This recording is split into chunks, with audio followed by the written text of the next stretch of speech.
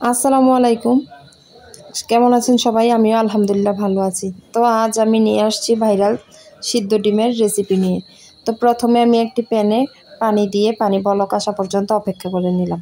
পানিটা যখন বলক আসছে তখন আমি একটি ডিম ভেঙে দিয়ে দিলাম। ডিমটা যখন সিদ্ধ হয়ে উঠেছে তখন আমি ডিমটাকে একটা বাটিতে উঠিয়ে নিব।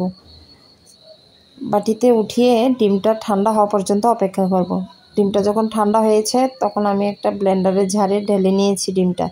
তার সাথে আমি দিয়ে দিয়েছি 2 চা চামচ চিনি, 2 চা চামচ গুঁড়া দুধ,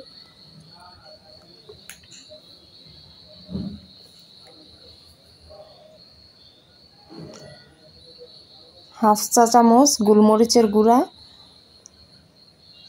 2 টেবিল চামচ তেল, একটা বড় লেবুর 4 ভাগের 1 ভাগের রসটা, আর নিয়েছি সামান্য লবণ।